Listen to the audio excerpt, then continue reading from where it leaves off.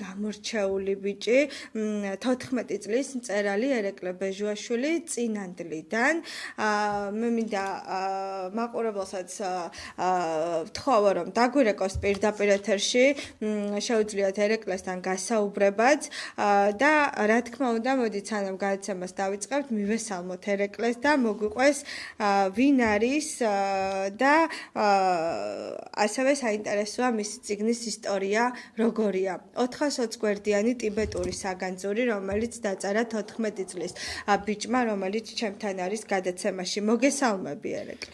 დიდი მადლობა, მეც მოგესალმებით, მივესალმებით ჩვენს ტელემაყურებლებს. სასიამოვნოა თქვენთან შეხვედრა და ამ გადაცემის სტუმრობა ჩემი მხრიდან დიდი პატივია. დიდი მადლობა. მოდით ვისაუბროთ წიგნის დაწერის ისტორიაზე და იმ სიუჟეტზე, რომელიც არის ამ წიგნში. ვის ეძღვნება ეს წიგნი და რატო? წიგნის მიძღვნას ორი ადრესატი ყავს, ერთი არის ჯონ რონალდ რუელ ტოლკინი, მეორე ჟიულ ვერნი.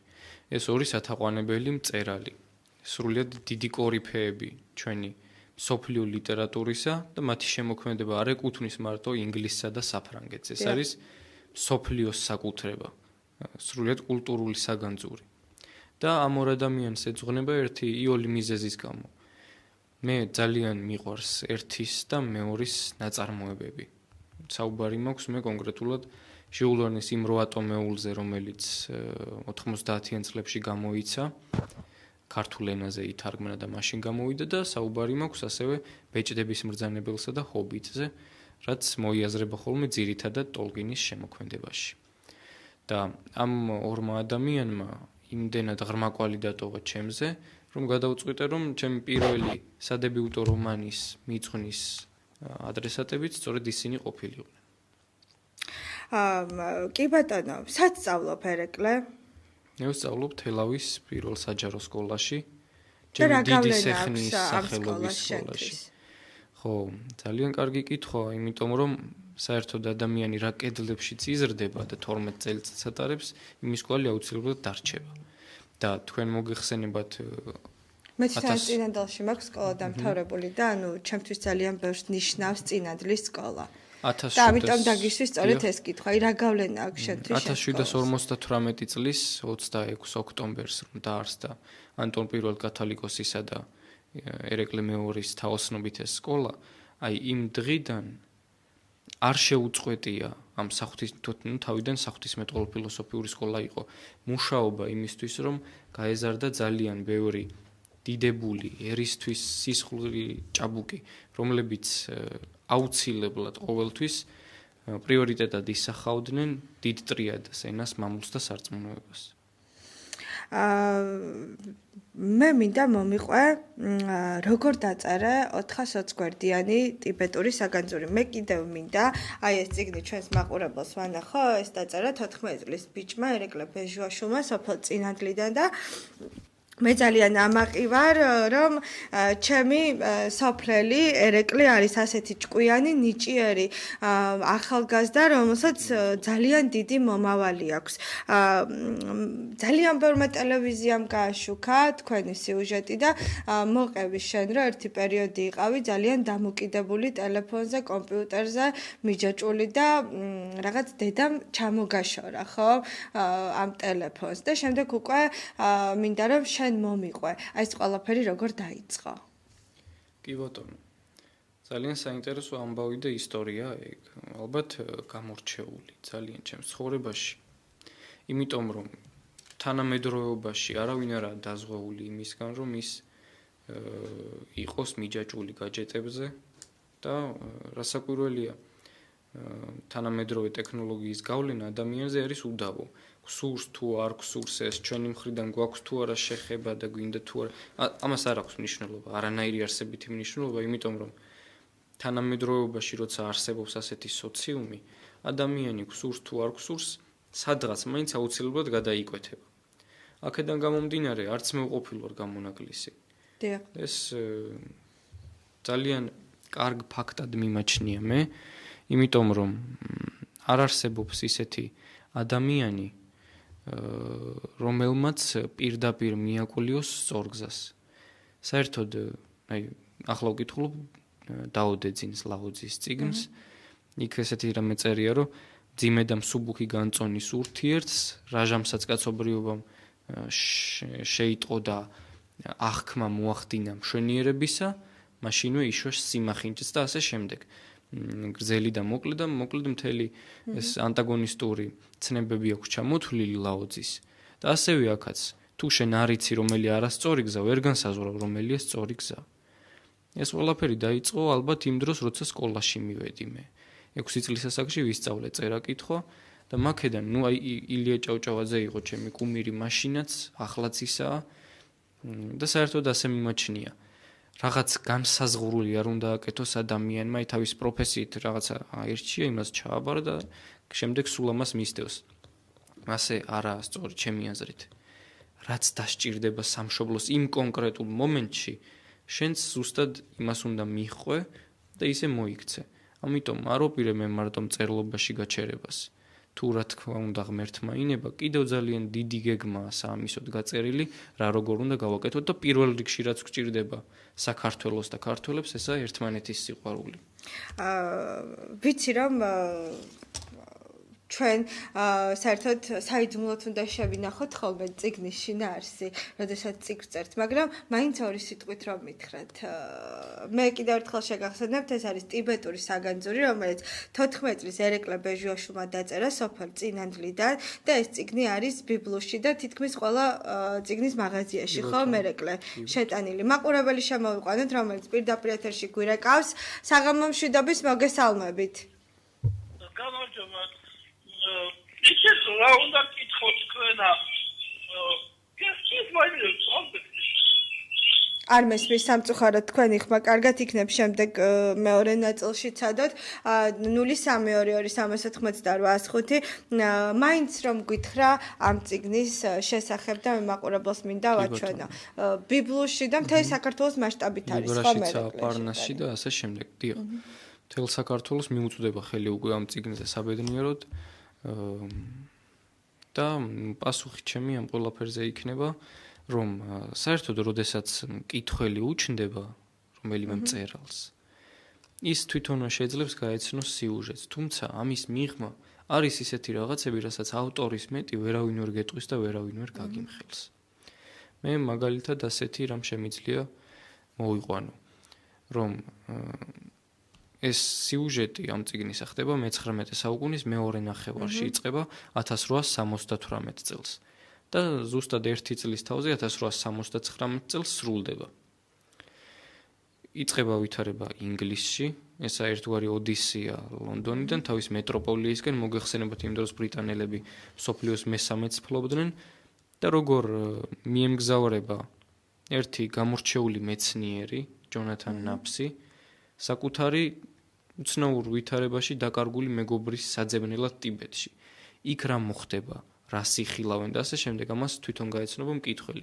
თუმცა არის კიდე ერთი საინტერესო რამ, რატომ მაინც და მაინც ტიბეტი და არა სხვა რომელიმე რეგიონი მსოფლიოსი. აქა ერთი იოლი მიზეზი.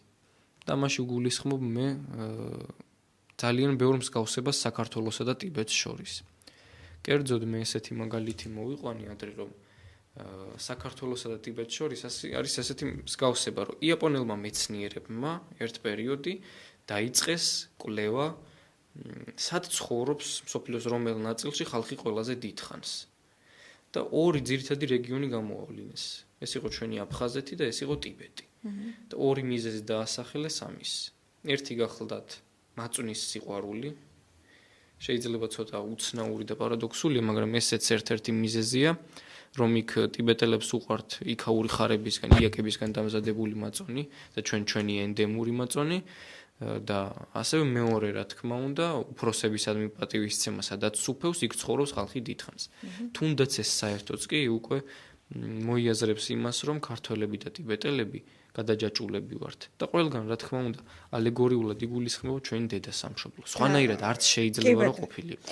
მე ასევე მინდა კითხო მე ერთგან მოვისმინე რომ შენი საყვარელი მწერალი არის შოთა რუსთაველი. მე მინდა კითხო რატომ? კი ბატონო, ესეც კარგი კითხვაა. შოთა რუსთველი არის ის ადამიანი, რომელზეც ხალხი არ დაობს. არ დაობს, იმიტომ რომ არის აღიარებული, თავის დროზე არ იყო აღიარებული და ერთი გადმოცემით გააძევეს კიდევაც საქართველოსდან და ამაში მეჭვი არ მეპარება, რომ ესე მოექცეოდნენ, იმიტომ რომ გამორჩეულ ადამიანებს ესე ექცევიან ხოლმე ტრადიციისამებრ, მაგრამ როცა აღიარეს რუსთველი, მაგ პერიოდიდან უკვე ქართული ისტორია იცვლება მთლიანად, დიამეტრალურად, კარდინალურად ხდება გარდაქმნები და კულტურული ზეობა უკვე ჩვენს ტექნიკურ ზეობას უტოლდება და ასწრებს კიდევაც. რუსთველი არის ამ მოუცნობი პიროვნება, ყველაფერზე შეიძლება იდეოს ადამიანმა, გარდა რომელიმე ქართველები რო შეხვდნენ ერთმანეთს და ერთმა რო თქვას, რომ რუსთველი ცუდიაო, ამან არ ვიცი რა შეიძლება დამართოს იმ ადამიანს ამ სიტყვების გამო. ილია ჭავჭავაძეზე ლანძღვა შერჩენია ხალხს, სამწუხაროდ. ერეკლე მეფეზე ლანძღვა შერჩენია ხალხს.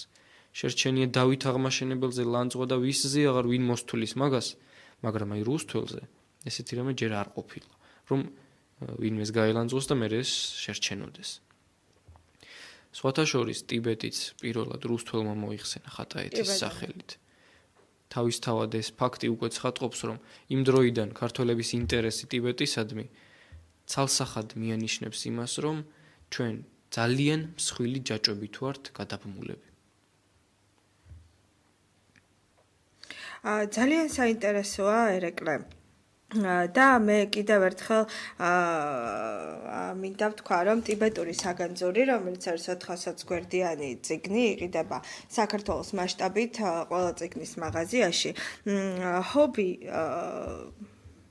ძალიან საინტერესოც გაქვს. მე ერთ სიუჟეტში ვნახე, რომ ფორტეპიანოზეც უკრავდი. შეგიძლია ამ თემაზეც რომ გვესაუბრო, რა არის შენი ჰობი? მე უფრო სიტყვა გატაცებას ვიხმარებდი მაგ ადგილას.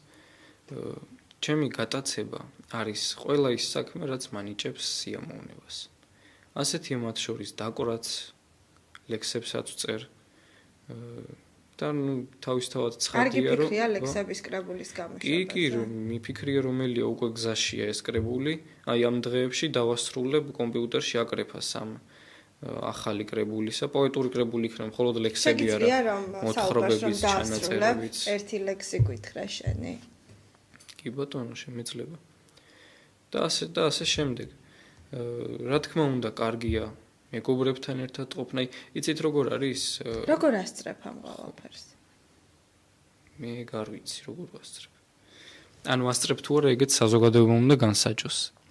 მაგრამ თავისთავად ცხადია ის, რომ ძალიან სასიხარულოა, როდესაც ადამიანს შეუძლია შეათავსოს ეს ყველაფერი. მეგობრებიც, რა თქმა უნდა, არის უმნიშვნელოვანესი საკითხი, იმიტომ რომ თუ გზად და ხიდად შენ მეგობარი არ დაგეხმარა, კაცი რაც არ უნდა იყო და როგორც არ უნდა შეგეძლოს შენი საქმის პროფესიონალურად და ოსტატურად გაკეთება, მაინც არაფერი არ გამოგივა, იმიტომ რომ უმეგობრო ადამიანი არ არის ადამიანი. პირუტყვებს ახასიათებთ ეს, რომ ხშირად ძალიან იშვიათია, რომ გულწრფელი გრძნობა ამოძრავებდეს ცხოველს მეორის მიმართ მეგობრული, რომ შეამხანაგებულები იყო. თუ საჭიროებამ არ მოითხოვა, ცხოველებს ეს არ ახასიათებთ და ადამიანები რაღაცით რომ ვიყოთ პირუტყვებისგან განსხვავებულები, საჭიროა რისი დეფიციტიც აქვს დღეს სამყაროს, მეგობრობის, სიყვარულის, ერთგულების, ეს დეფიციტი შევავსოთ და პირველ რიგში საკუთარი თავის შეცვლით დავიწყოთ ეს ყველაფერი. იმიტომ რომ ჩვენს თავს რო შევცვლით, შეიძლება ჩვენი ოჯახიც, ჩვენი ყველა გარშემომყოფი დამერწმუნეთ, შეიძლება მთლიანად ის სოფელიც, ის ქალაქიც, ის რეგიონიც ბოლოს უკვე ქვეყანაც და მთელი მსოფლიოც. ადამიანს აქვს ამის ხელმწიფება, იმიტომ რომ ჩვენ ღმერთის ხატად და მსგავსად შექმნილი არსებები ვართ. ღმერთმა კიდე შეცვალა სამყარო. წინანდალში ხარ დაბადებული გაზრდილი, წინანდალში ცხოვრობ, მეც წინანდალში ვარ დაბადებული და გაზრდილი და მინდა გკითხო წინანდლის გავლენა როგორია შენზე. ჩემთვის მაგალითად წინანდალი ყველაფერს ნიშნავს, როგორც წინანდლელისთვის, როგორც წერლისთვის. მე მაგალითად წინანდალი მაძლევს ძალიან ბევრ შთაგონების წყაროს. შენთვის როგორ გავლენას ახდენს წინანდალი? მე დაახლოებით 1 წლის წინ, წინა წლის ზაფხულში დავიწყე ასეთი ძალიან საინტერესო კაფიო მოქნილი ფრაზების შეგროვება. კი, ვიცი, უცნაურ ფრაზებს აგროვებ, კი. უცნაურ ფრაზებსაც ვაგროვებ, ეგ ცალკეა კიდე, რომელიც მოთხრობებში და ზოგადად წერისას გამოადგება ადამიანს. და მეორეა კიდევ ფრთიანი ფრაზების და ბრძნული გამონათქვამების შეგროვება. და ერთი ესეთი ჩავინიშნე მე, რომ წინანდალში წერს ყველა, იმიტომ რომ წინანდალი ალექსანდრეს სოფელია. ჩვენ ძირითადი სამი რომანტიკოზი ყავდა და ერთ-ერთი სწორედ ალექსანდრე ჭავჭავაძე იყო. რომანტიზმის ფუძემდებელი საქართველოში შემომტანი რომანტიზმისა ევროპასთან თანაზიარობა რითაც მოხდა სწორედ და რითაც ეს სარკმელი გაიღო. იყო სწორედ ჩვენი კულტურული ამაღლება რომანტიზმის შემოტანით, იმიტომ რომ ფრიდრიხ და ალექსანდრ შლეგელებმა, ძმებმა, გერმანელებმა ლიტერატურული რომანტიზმი ჩამოაყალიბეს გერმანიაში და იქიდან სანამ საქართველოში ძალიან ადრე შემოვიდა თავის პერიოდთან და თავის ყოფაცხოვრებასთან შედარებით. შესაძლოა რომანტიზმი არც შემოსულიყო არასდროს. კი. მაგრამ ეს მაინც მოხდა და თან როგორი მაგრად. და ამას გარდა არის მეორეც, მეღვინეობაზე ჩვენ ვიცით, რომ პირველი ქართული დიდი მეღვინეები ევროპული ღვინო სწორედ ალექსანდრე ჭავჭავაძე. პროფესიად ვინც აქცია მეღვინეობა, ეს იყო ალექსანდრე ჭავჭავაძე და ივანე მუხრან-ბატონი. თავისთავად წინანდალს დიდი გავლენა აქვს ჩემზე. რომ არ ქონდეს, ეგ უფრო გასაკვირი იქნებოდა, რა თქმა უნდა. წინანდალი მოხიბლა სამმა ალექსანდრე. ესეც ადრე ვთქვი ერთგან მიწერია მე, რომ სამი დიდი ალექსანდრე ყავს მოხიბლულ წინანდალს. ეს არის ალექსანდრე მესამე, იმპერატორი რუსეთისა. ეს არის ალექსანდრე დიუმა, რომელმაც კავკასიაში არაჩვეულებრივად წარმოაჩინა წინანდალი და არაჩვეულებრივად დაწერა მან წინანდლის შესახებ. კი ბატონო, და ეს ალექსანდრე გრიბოედოვი რასაკვირველია. ეს მეოთხე ალექსანდრე ხო ჩვენი იყო და ჩვენი კიდე. ამიტომ დაგისვია ეს კითხვა, იმიტომ რომ ჩემთვის მაგალითად წინანდალს ძალიან დიდი დატვირთვა და მნიშვნელობა აქვს და დარწმუნებული ვიყავი, რომ შენთვისაც ასე იქნებოდა. აზროვნების კლუბი გაქვს დაფუძნებული, უფრო დეტალურად რომ მოგვიყვე ამის შესახებ. ეგ ასევე არანაკლებ მნიშვნელოვანი საკითხია ყველაფერთან ერთად. რას ნიშნავს? აი, უფრო დეტალურად რომ მომიყვე და შენს თანატოლებსაც რას ურჩევ? კი ბატონო. ჩვენ ვიცით ესეთი სამსჯელო სივრცე ჩამოყალიბდა წლების წინ, სადაც ხალხი იკრიბება და ხვდება ცნობილ ადამიანებს, რომლებიც ატარებენ ლექციებს, აზროვნების აკადემია მაქვს თვალთახედვაში.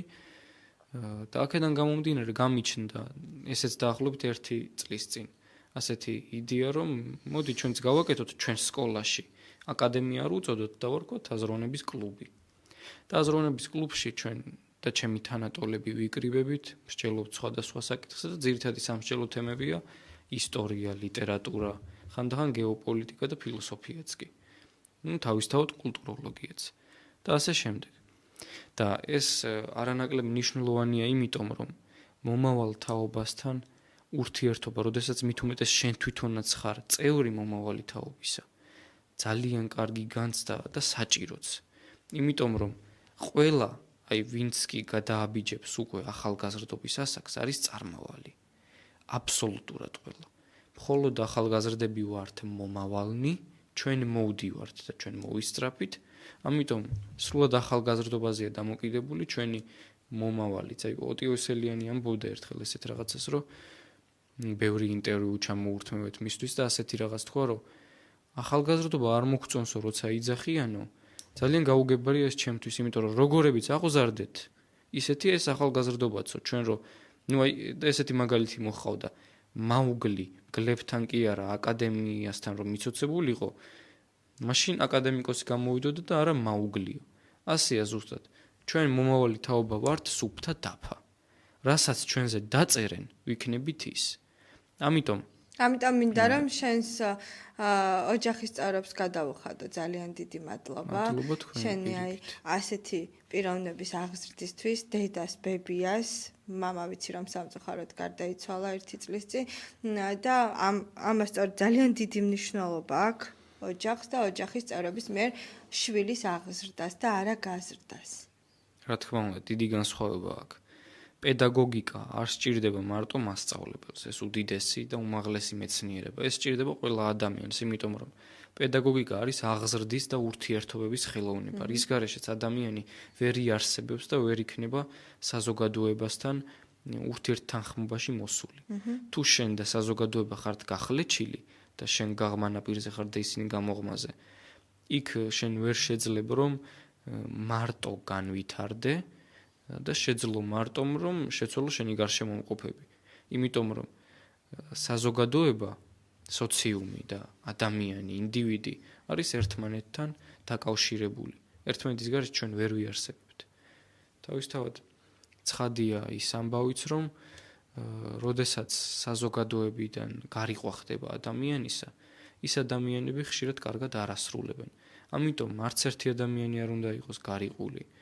არც ერთი ადამიანი არ უნდა ფიქრობდეს რომ ის ძალიან გამორჩეულია. ყველა ადამიანი ერთნაირი ვართ. ეგაა სიმართლე. ბევრს არ უნდა ამის დაჯერება. მაგრამ რაც გაიარეთ თქვენ, იმას გავდივარ ახლა მე და რასაც მე სამომავლოდ გავივლი, ისიც უკვე გავლილოს კაცობრიობას. ხო? ყველაფერი ახალი, კარგად დავიწყებული ძველია. ერეკლე, ახალი წიგნის შესახებ ცნობები მალე გვექნება სიახლე ლექსების კრებული, ამ ზაფხულს იხილავთ სავარაუდოდ. ლექსებიც, მოთხრობებიც, ჩანაწერები, იაპონური პოეზია და ასე შემდეგ. რამდენიმე სასკოლო თემაც მინდა რომ შევიტანო.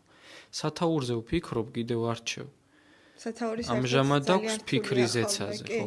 ამჟამად ეს სათაური აქვს ფიქრი ზეცაზე, მაგრამ სავარაუდოდ კიდე შეიცვლება. ვნახოთ აჩვენებს. ერთი ლექსი რომ გითხრა და შემდეგ ბოლო კითხვით და დავასრულებთ გადაცემას. კი ბატონო, მაშინ შენი ლექსი. კი ბატონო, ერთი ესეთი უსათაურო ლექსი გამახსენდა ახლა. ჯანყი თუ არ გაქვს ჟამთაცვლისადმი, გექცევა სული უგვანჭაობად. თუ დღეს არ ღვარე სისხლი და ცრემლი, მაშინ გერქმევა არარაობა. კავკასიონის მთებს მხრებს უსწორებს ჩემი მამულის ნისლი რძიანი, მომავალს მით ვჭრეთ გვიყვარდეს ყველას ღმერთი, სამშობლო ადამიანი. დიდი მადლობა. მადლობა თქვენ. და მე მინდა რჩევები რომ მისცე შენს თანატოლებს. ბოლო კითხვა, რას ეტყოდი შენი გამოცდილებიდან გამომდინარე და რას ურჩევდი? ხო, მე არა ვარ ისეთი კაცი ვინმეს რომ თუმცა მე მინდა რომ შენს თანატოლებს ურჩია. კი ბატონო, არა მგონი, პირველ რიგში ეს უნდა დაიმსახურო ადამიანმა, რომ ვინმეს რჩევა მისცე, ამის მორალური უფლება უნდა გქონდეს. არ ვიცი რამდენად მაქვს, მაგრამ გაქვს უფლება, მე გეუბნები რომ რჩევები მისცე შენს თანატოლებს. დიდი მადლობა, რა გიმთხოვთ? მე შემიძლია ერთი ესეთი რჩევა მივცე ყველა ჩემს თანატოლს, იმიტომ რომ მე ჩემი თანატოლების იქით ბევრ რამეს ვერ ხედავ, იმიტომ რომ რასაც ვაკეთებთ და რასაც ვშრომობთ, ისევ ერთმანეთისთვის ვაკეთებთ. მე მაგალითად შემიძლია ერთი ესეთი რჩევა დავტოვო, რომ დროს გაუუფრთხილდეთ. გაუფრთხილდეთ დროს, იმიტომ რომ აი გუშინ იყო გურამ დოჩანაშვილის დაბადების დღე. და ესეთი ფრაზა დაგვიტოვა გენიოსმა ადამიანმა, რომ სიკვდილი რომ არ არსებულიყო, არ იარსებებდა არც სიკეთე, არც ბოროტება, არც სიმდიდრე, არც სიღარიბე, საერთოდ არაფერი არ იარსებებდა. შესაბამისად არ იქნებოდა არც ძარცვაგლეჯო, არც რაღაც ცოდვიანობა. და მოკლედ ჩამოწერს ამ ყველაფერს რა არ იქნებოდა და ბოლოს აკეთებს ასეთ დასკვნას. სიკვდილი რომ არა, სიცოცხლეც არ იქნებოდაო. რაც თავისთავად ჭეშმარიტებაა, აქედან გამომდინარე, გაუფრთხილდეთ დროს, გაუფრთხილდეთ ერთმანეთს, ქართველებს ისედაც საკმარისზე მეტი მტერი ყავს და გვირჩევნია სანამდროა ისევ ერთმანეთს მოვეფეროთ, თორემ მერე უკვე მართლა ძალიან გვიანი იქნება და როგორც ილია ჭავჭავაძე ამბობდა, აუცილებლად უფსკულში ჩავიჩეხებით, თუ ოდესმე გასწორება არ გვეღირსა წელში. დიდი მადლობა ერეკლე, რომ იყავით ჩემი გადაცემის სტუმარი. გმადლობ მობრძანებისთვის, ჩამობრძანებისთვის წინანდლიდან. მე მინდა კიდევ ერთხელ შეგახსენოთ, ჩემი გადაცემის სტუმარი გახდა 14 წლის ერეკლე ბეჟუაშვილი, რომელმაც დაწერა 400 გვერდიანი ტიბეტური საგანძური და მე ძალიან ამაყი ვარ, რომ ჩემი სოფლელია ერეკლე წინანდლიდან, მართლა საოცარი ბიჭია. დიდი მადლობა, რომ გვისმენთ გიყურებთ. დიდი მადლობა ერეკლე, დარჩით რამდენიმე წუთში სარეკლამო ჭრის შემდეგ დაგიბრუნდებით პირდაპირ ეთერში.